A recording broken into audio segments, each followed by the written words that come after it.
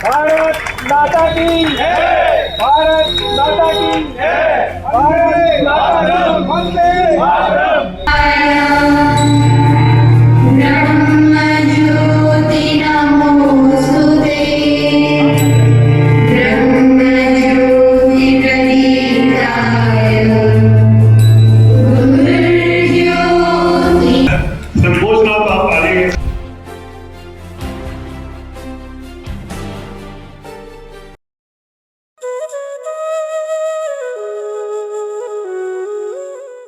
आचार्य रामगोपाल जी दीक्षित का संपर्क मेरा लगभग 25 वर्ष से है।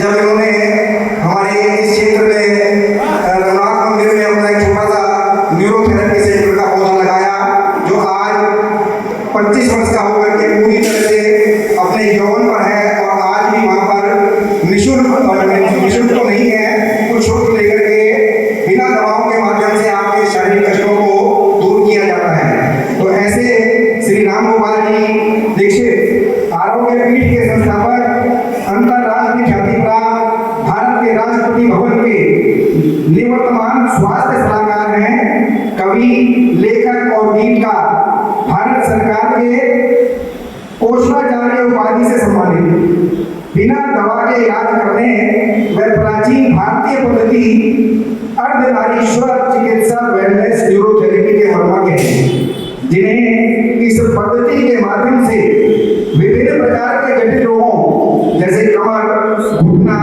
गर्दन, कंधा दर्द, किडनी, लीवर, लंग्स एवं स्ट्रेस, डिप्रेशन सहित अनेक शारीरिक एवं मानसिक रोगों का संपूर्ण रूप से निदान एवं उपचार करने का 26 वर्षों का अनुभव प्राप्त है। आचार्य श्री इस विद्या में अपने शोध एवं भारत सरकार से मान्यता प्राप्त दिलाई है। आपकी दूरदर्शिता एवं अतिक परिश्रम ने एक लुप्त प्राय विज्ञान को अनौपचारिक से विधिवत औपचारिक बनाकर देश एवं दुनिया के स्वास्थ्य एवं रोजगार के क्षेत्र में बहुत बड़ा क्रांतिकारी कार्य किया है। आज लगभग संपूर्ण भारत एवं दुनिया के 18 देशों में इस विद्या में आपसे हजारों न्यूरोथेरेपिस्ट लोगों के जटिल रोगों के निदान एवं उपचार में महत्वपूर्ण भूमिका निभा रहे हैं। आचार्य जी देश एवं दुनिया के लगभग 27 करोड़ लोगों को सोशल मीडिया सहित अनेक माध्यमों से लाभान्वित किया है। सतत साधना में रत रहने वाले आचार्य रामगोपाल दीक्षित जी को देश एवं दुनिया में चाहने वालों की फहरिस्त बहुत लंबी है। मैं चाहूंगा जोरदार करताल ध्वनि से हमारे आचार्य जी का स्वागत किया जाए, जिससे इनके जोधपुर शब्द हमारे हृदय में बैठ सके। आचार्य रामगोपाल जी दीक्षित।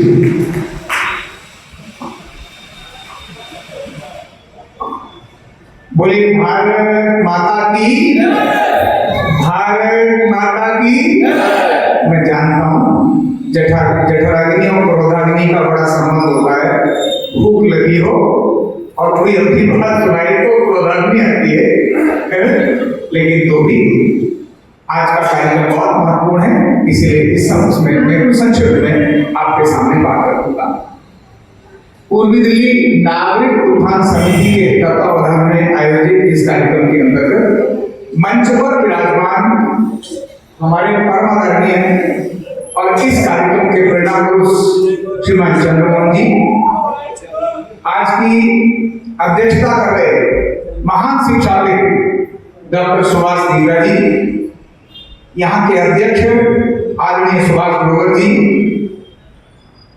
मेरे परम मित्र एक दिव्य विभूति और जिनका लोहा भारत सहित दुनिया के लोग जो मानते हैं भारतीय संस्कृति की जो ऑथेंटिक बात करते हैं, जिनके सामने ऐसे परम आदरणीय आचार्य विक्रमादित्य जी,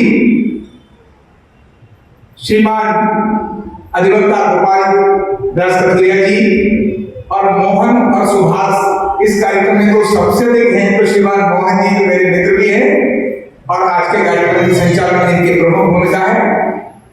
मेरे समक्ष बैठे हुए सभी महानुभाव, देवियों और सज्जनों,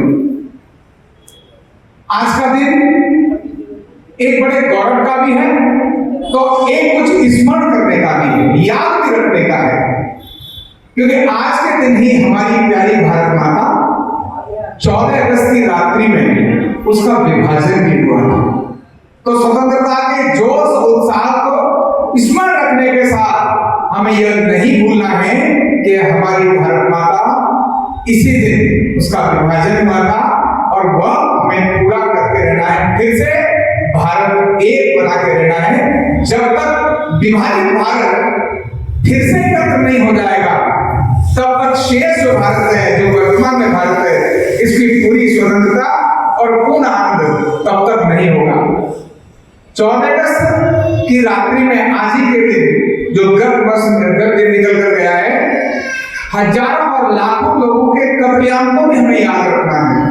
हमें यह भी याद रखना है कि विदेशी शक्तियां किस प्रकार आपके अपने घर को तोड़कर और विभाजन का कारण बन सकती हैं। भारत के अंदर भी ऐसा ही हुआ था। जब हिंदुत्व का भाव कम हुआ, चाहे इस्लामिक हो या ईसाइया हो या किसी भी प्रकार की शक्तियों का जिनका उद्गम भारत नहीं रहा, उनका जब भी प्रभुत्व हुआ इस देश ने अनेक बार ऐसे संकटों को झेला है।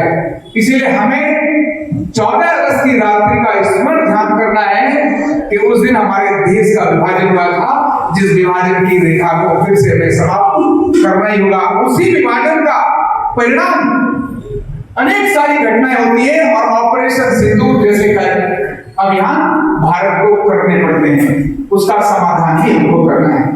लेकिन जैसा अपने परम आदरणीय हमारे आदरणीय दीगर साहब ने जब बात बोली थी कि खुदी को कर बुलंद इतना, खुदा बंदे से आप पूछे बता तेरी रजा क्या है। भारत को अपनी चीजों को समझने की आवश्यकता है और न केवल समझने की आवश्यकता है, उसके अनुरूप काम करने की आवश्यकता है। आज माननीय प्रधानमंत्री जी ने भी लाल किले की प्राचीर से इसी बात का आह्वान किया, भारत अपनी शक्तियों को देखे, जागे और खड़ा हो।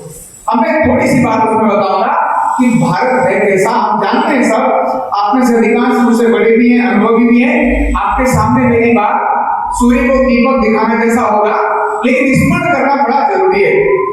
ये भारत है जिसके अंदर एक गीत गाते ना, जब जीरो दिया मेरे भारत में दुनिया को तब गिनती आई, तारों की भाषा भारत ने दुनिया को पहले सिखलाई, बेताल दस्तूर भारत को फिर चांद पर जाना मुश्किल था, धरती और चांद की दूरी का अंदाजा लगाना मुश्किल था। ये गीत नहीं है, हकीकत है। समझने की आवश्यकता है।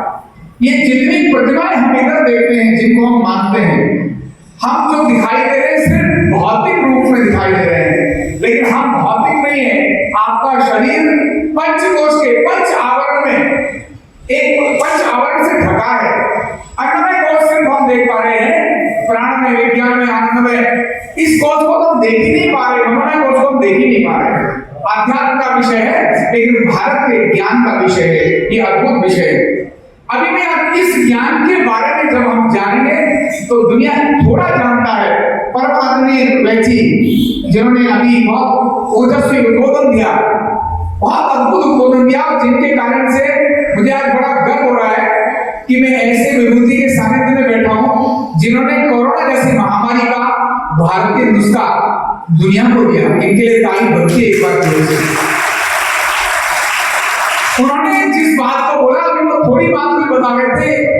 अरे भैया, एक छोटा योग जब दुनिया ने, भारत के अंदर से दुनिया के अंदर जब योग गया, तो मोदी जी ने एक आह्वान किया, योग दिवस मनाएंगे।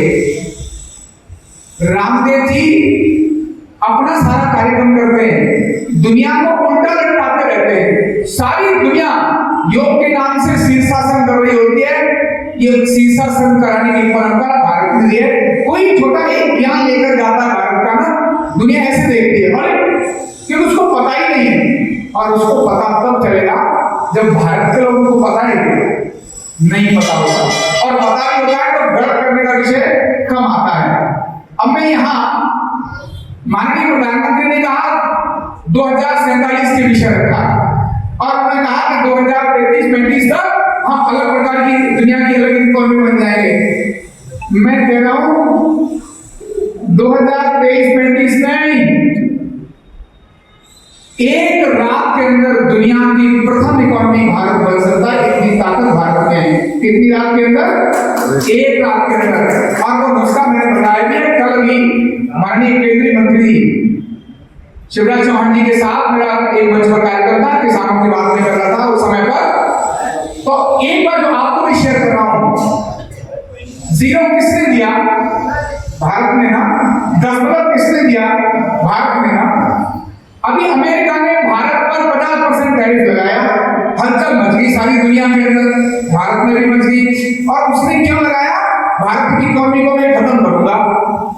भाई टैरिफ लगा दिया, इतने सारे प्रोडक्ट भारत में वो लेकर आते हैं, अपना लगाते हैं पेटेंट, कहते हैं इंटेलेक्चुअल प्रॉपर्टी राइट हमारा है। मांगते नहीं मांगते इंटेलेक्चुअल प्रॉपर्टी राइट? इतनी सारी चीजों पर जो हमारी थी, मतलब अपनी पर मांगे समझ में आता है, हमारी पर भी चावल को लेकर के, नीम को लेकर, तुलसी को लेकर, हल्दी को लेकर, जो हमारे अनुसंधान है हजारों वर्षों से, उन्होंने ले जाके पढ़वा लिया और हमारे लोगों को ले जाके पढ़वा लिया, ट्रांसलेशन करा लिया, अपनी मोहर लगा दी।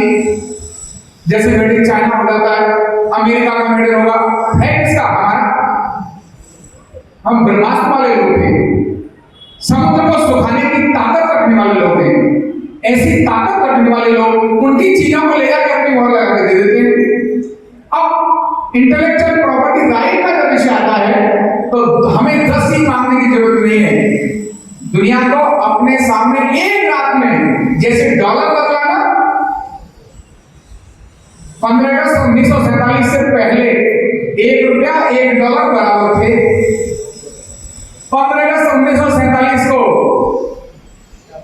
6 रुपए का 1 डॉलर कर दिया, रात ही रात में कर दिया कर्जा उठाने के लिए। और आज 85 रुपए का 1 डॉलर होता है। ये सब आंकड़ों का गेम है, आंकड़ों का गेम है। तो जिस बात को मैं कह रहा हूं, केवल दशमलव और शून्य, केवल दशमलव और शून्य पर, बाकी को भी थोड़ा छोड़ते हैं, संख्या वगैरह बाद में लेंगे, ज्योतिष के आंकड़े बाद में लेंगे, और अनेक सारी चीजें हमने दुनिया को दी उनको बाद में लेंगे, कोई बात नहीं, कुछ माफ भी कर देंगे। पर दशमलव और शून्य पर, जीरो पर और डेसिमल पर, ये भारत की इंटेलेक्चुअल प्रॉपर्टी है। भारत की इंटेलेक्चुअल प्रॉपर्टी पर इंटरनेशनल कोर्ट के अंदर एक पिटीशन की आवश्यकता है, और यह कहने की आवश्यकता है, ये इंटरनेशनल कोर्ट के अंदर भी और दुनिया को भी ये बताने की आवश्यकता है कि जीरो और दशमलव भारत ने दिया है। आप अब इसका यूज करने वाले हैं या इससे पहले वाली रॉयल्टी भी ले सकते हैं, और आज अगर आपने इसको यूज करना है तो हम जितनी % रॉयल्टी इसके ऊपर निश्चित करें, रात के अंदर भारत विश्व था और रहेगा भी। अरबों खरबों के कर्जदार सारी दुनिया के देश भारत के बन जाएंगे। भारत ने इस बात को अभी आज कहने की आवश्यकता है। ये क्या है टैरिफ? कुछ भी टैरिफ नहीं है। ये क्या है? सारी चीजें कुछ भी नहीं है। भारत का दशमलव और जीरो, इसकी रॉयल्टी, और ये हमारी बनती है। सारी दुनिया के लोग अभी लड़ाई हो रही है इजराइल के अंदर और बाकी जगह, अपनी जमीन को लेकर के हो रही है ना, कि यहाँ पर हमारा क्या हमारा, और वहां किसका है क्या, एक दूसरा विषय हो सकता है, लेकिन जीरो तो भारत ने दिया है, दशमलव तो भारत ने दिया है। तो अभी तक हमने दुनिया को दिया था और दिया है, अब हमें दुनिया से अपनी चीजों को लेने की आवश्यकता है। ये कहते कहते ही सारे दिन भारत के बदल जाएंगे, लेकिन ध्यान रखना, एक कहानी ये भारत के लिए बहुत आवश्यक और हम सबको स्मरण करने की आवश्यकता है। हमने सुनी होगी, केवल उसके बारे में बताऊंगा कि एक शेर का बच्चा गडरिया के कुछ लोग लेकर अपने पास आ गए। जब वो शेर छोटा बच्चा था, देखा उसको लेकर के आ गए और उनको पता नहीं था ये क्या है, और उन्होंने अपने बाड़े में ही बकरियों के बीच में रख दिया। थोड़े दिनों के अंदर मतलब थोड़ा दूध भी पिलाने लगे बकरियों का। अभी शक्ल अलग थी, लेकिन घूमता था तो जैसे बाकी बकरियां मैंने करती थी, वो भी मैंने करता था, मैंने आता था, उसको पता ही नहीं था मैं क्या हूं। जिस शेर की दहाड़ से सारी भेड़ बकरियां भागती थी, आज उसका बच्चा उनके साथ मिमियाता, उन्हीं के साथ सोता है। पता ही नहीं, भारत के हिंदू समाज का ऐसा ही स्थिति हो जाती। हनुमान जी भी सोए ही थे, जगाया था। तो यह जब शेर ने आकर दहाड़ लगाई, जब पानी पीने के जा रहे थे शेर ने आकर दहाड़ लगाई, बोले ये तो मेरा बच्चा है, ये कैसे यहाँ पर झुका हुआ है।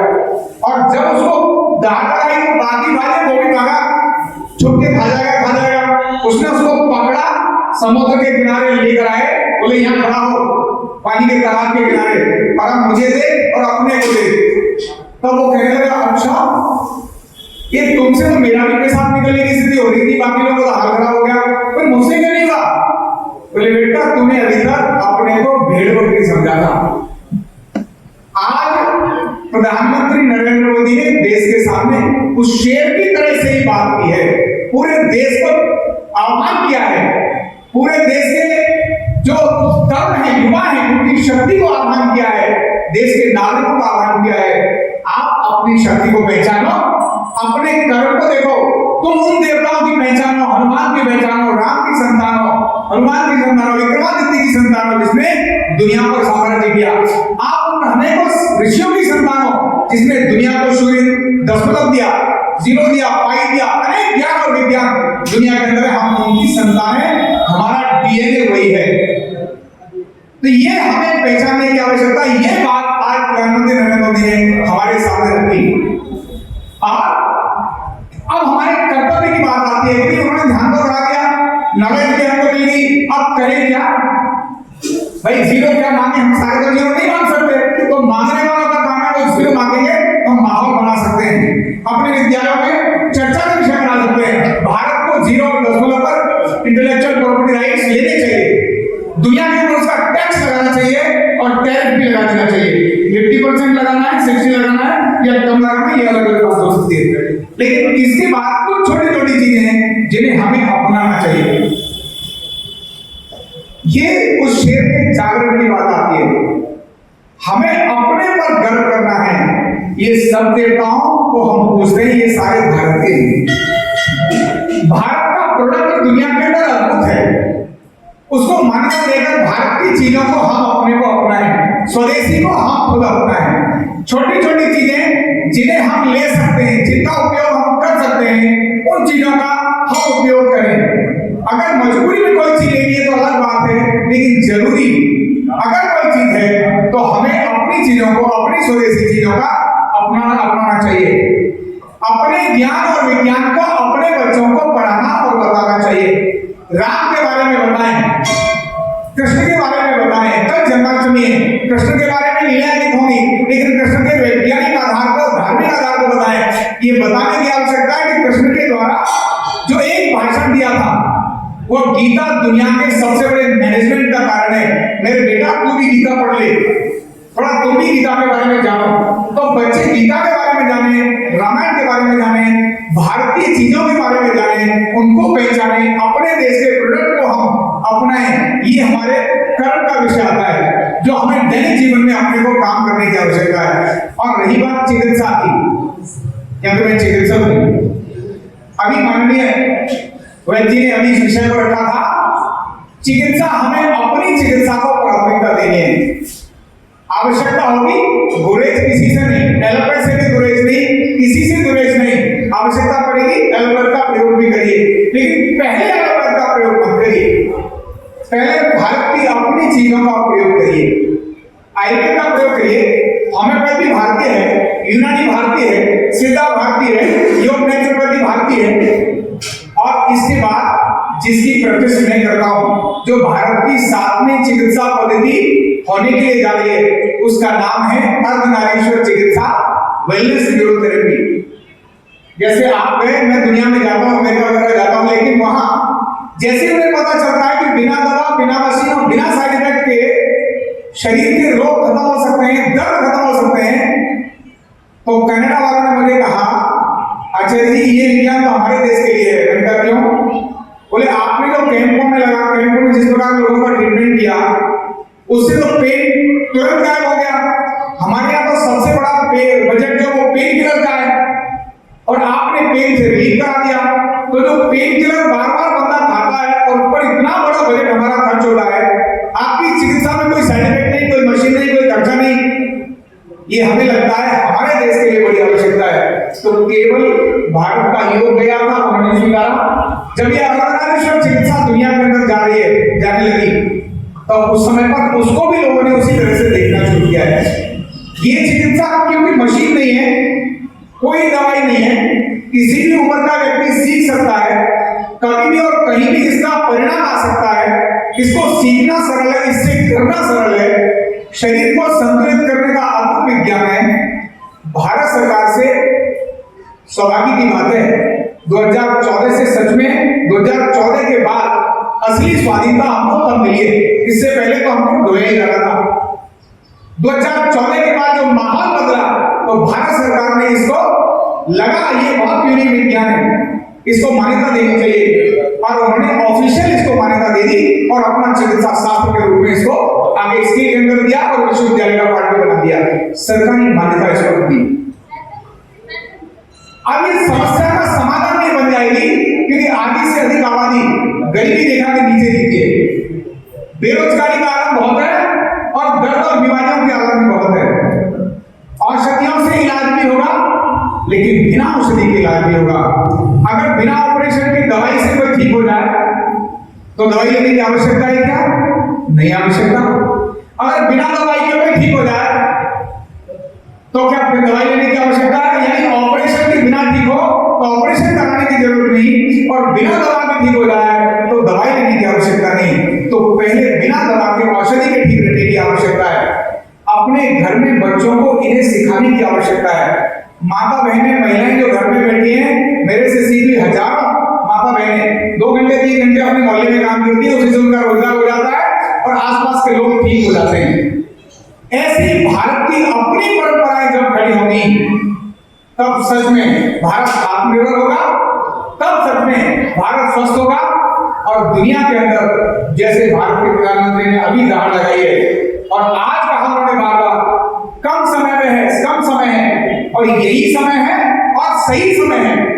इस सही समय पर हम ऐसे कामों को प्रोत्साहित करें, एक कदम बढ़ें, तब निश्चित ही न केवल भारत की समस्या खत्म होगी, अब जो पाकिस्तान नाम का एक अभी देश बना हुआ है, बांग्लादेश का नाम का देश बना है, अफगानिस्तान है, श्रीलंका है, ये सारे देश इसी भारत माता का फिर से अभिन्न अंग बन जाएंगे। इसके लिए हमारा प्रयास बहुत आवश्यक है। और अंत में कहता हूं कि बात सरल, बलिदान कठिन है। बात करना बड़ा सरल है, बलिदान कठिन है। ध्वंस सरल, निर्माण कठिन है। दोस्तों कभी ये तोड़ तो निर्माण कठिन है, लेकिन बात कहता है खंडर का एक एक पत्थर ध्वंस सरल, निर्माण कठिन है। किसी को ध्वंस करना बहुत सरल है, निर्माण करना बहुत कठिन है। इसीलिए आओ आपस में बैठ के बात करें, 2-4 कदम ही सही मिलकर चलने का साथ करें। ऐसे तो दूरी से दूरी बढ़ती चली जाएगी। कभी तो खुद की मुलाकात करें। आज वक्त है हमें खुद की मुलाकात करने का। तो स्वतंत्रता दिवस की बहुत बहुत शुभकामनाओं के साथ, संकल्प करने के साथ कि हम देश की अपनी अर्थव्यवस्था को मजबूत करने के लिए स्वदेशी का प्रयोग करेंगे। इसी बात को कहते हुए मैं अपनी वाणी को विराम देता हूँ। बोलिए भारत माता की। न्यूरोथेरेपी का कंप्लीट कोर्स सीखने के लिए जुड़िए हमारे ऑनलाइन ट्रेनिंग प्रोग्राम से और जानिए करीब 100 बीमारियों का इलाज बिना दवा और बिना मशीन के। इस न्यूरोथेरेपी ऑनलाइन ट्रेनिंग प्रोग्राम से आप घर बैठे बन सकते हैं गवर्नमेंट सर्टिफाइड न्यूरोथेरेपिस्ट। रजिस्ट्रेशन के लिए नीचे दिए गए नंबर पर अभी कॉल करें और हाँ, हमारे वीडियो को लाइक करना, शेयर करना और चैनल को सब्सक्राइब करना बिल्कुल भी ना भूलें। धन्यवाद।